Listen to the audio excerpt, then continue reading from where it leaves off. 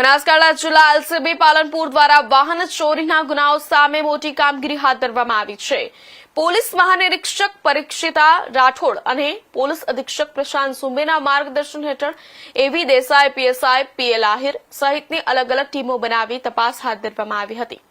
આશરે 100 થી વધુ સીસીટીવી ફૂટેજ, ટેકનિકલ માહિતી અને હ્યુમન સોર્સના આધારે પોલીસે કિરણસિંહ વાઘેલા, નરેશ ઉર્ફે નરશાખેર અને મોતીભાઈ રબારીને ઝડપી પાડ્યા છે.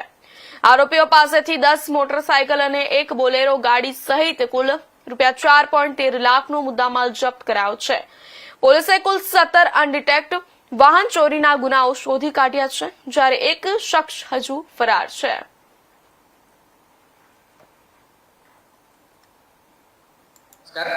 હું પ્રશાંત સુંબે, પોલીસ અધિક્ષક બનાસકાંઠા જિલ્લા તેમજ ઉત્તર ગુજરાતના વિવિધ જિલ્લાઓમાં જે વાહન ચોરી થતી હોય છે તેઓને ડિટેક્ટ કરવા માટે બનાસકાંઠા જિલ્લામાંથી જુદી જુદી ટીમો બનાવવામાં આવેલ હતી.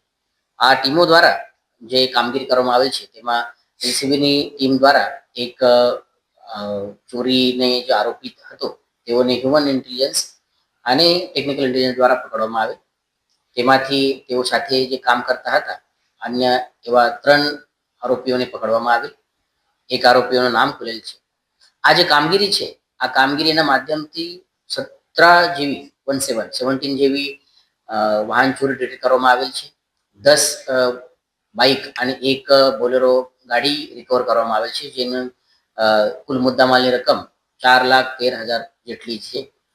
આ જે ચોર હતા તેઓની બાઇક ચોરી કરવા માટેની જે એમો હતી તેમાં તેઓ ડુપ્લિકેટ ચાવીથી ગાડી ઉપર બેસીને, જેમ કે આ આસપાસના લોકોના લાગે કે તેઓ પોતે માલિક છે તે રીતે આ બાઇકને શરૂ કરતા હતા અને તે પછી આ બાઇક લઈ જતા હતા. આ તમામ જે બાઇક રિકવર કરવામાં આવે છે અને જે ગુના દાખલ થયેલ છે 17, તેમાં 14 જેટલા બનાસકાંઠા જિલ્લાના છે, એક પાટણ જિલ્લાના છે અને 2 મહેસાણા જિલ્લાના છે. આ તમામ આરોપી અત્યારે પોલીસ કસ્ટડીમાં છે. તો આવનાર સમયમાં તેઓનું ઇન્ટ્રોગેશન કરીને અન્ય પણ ગુનાઓ અને મુદ્દામાલ રિકવર કરવાની કાર્યવાહી અત્યારે શરૂ છે.